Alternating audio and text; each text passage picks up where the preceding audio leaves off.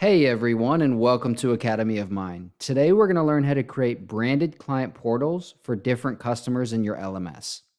Now, white labeled client portals allow you to train different organizations using your one system, and they can be created with Academy of Mind using a feature called groups.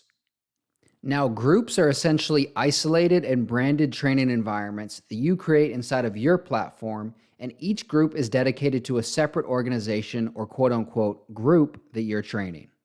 This feature is specifically helpful for companies selling courses or just offering training to other businesses and looking to scale their operation. However, some companies may use groups to separate internal training by department. Groups are managed by representatives from each company. So if you're training another organization, then someone from your customer's company will be managing their own training, not you. This is why groups are so scalable. Groups can either be created manually by an LMS admin, which is you, or by a representative of the company interested in training their employees or audience with your platform. So if my company was offering food and safety training and there was a couple of restaurants that were interested, I could either create the groups for them and then assign a group admin to each one of them to onboard their own employees, or I could just have them go to the website, or they might find my website, go to the course catalog, and identify themselves as a group or organization and purchase however many licenses they require and automatically be enrolled in a group. Group admins can enroll students into courses and track user activity and progress in their portal. All right, so let's create a group and get started with these customer portals. Okay, so in the admin dashboard, let's go into groups and click add group to create a new one first. Now I'm labeling the group name, which is Acme Corporation. So just type that in here. And while we're doing this, let's go ahead and upload the company's logo and enter a referral code. The referral code can be used by users to self-register for this group. So even if I'm onboarding a bunch of users into the group initially, the referral code will allow more users to self-register in the future. So I know that Mike Smith is going to be the main person managing this group. So let's go ahead and assign him as a group admin. And it's good to know that if for some reason Mike was already inside of your LMS, we could go here to the existing users tab and click his name. But since we've never worked with Acme Corporation before, I'm going to go ahead and upload him into the system as a new user by typing his name and email address and then assigning him a password. And after this is complete, he will receive login information so that he can actually go into the group and start doing things himself. After you save the group, you will see his name labeled here as the official group admin. And if you wanted to change the group admin for some reason, you would have to first create another group admin and then you could remove him, Mike Smith, the original group admin.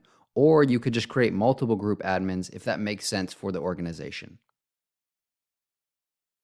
Before we move forward, let's talk about these login and registration slugs. These are customizable, so you can come in here and change the login slug, which is how users will log in to the training portal. And you could also change the registration slug over here. By default, the slugs will be the name of your group.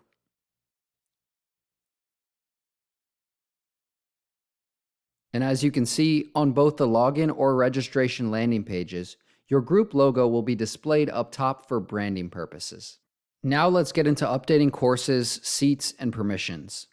Seats is how many spots are open inside of a course.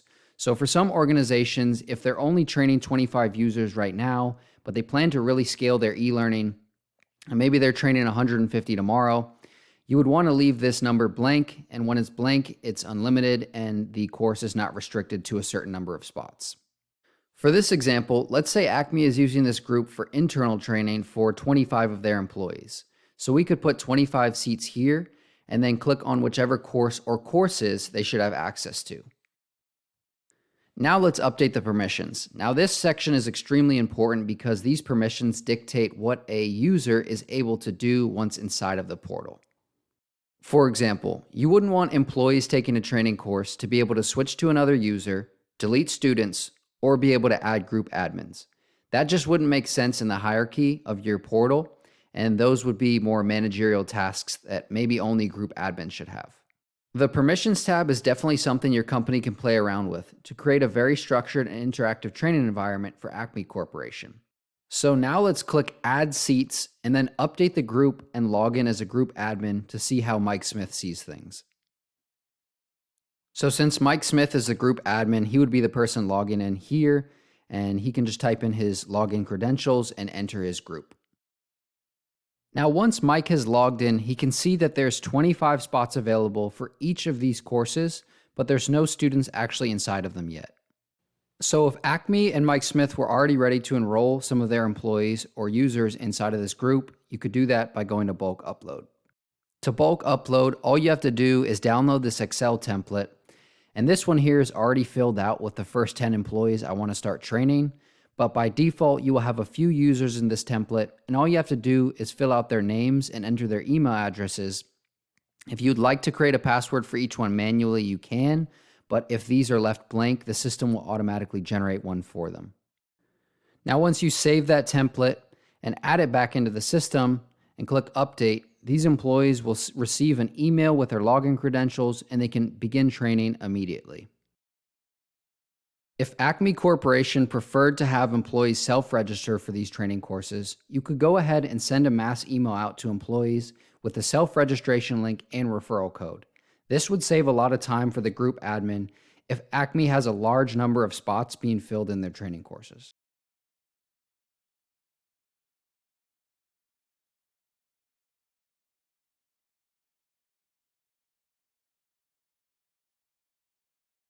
And of course, now when Mike logs back in as the group admin, he can see the students that both he enrolled and the individual who enrolled himself into the group using the referral code. As you can see, there's 10 people inside of these courses and inside of his group taking training. And if at any point in time Mike wanted more users to self-register, he could go inside of the settings tab right here and copy the registration link and referral code. Lastly, if Mike wanted to purchase additional seats or new courses for Acme Corporation, that could also be done inside of the same settings tab. Thank you so much for watching, and now it's time for you to start scaling your e-learning and training offerings.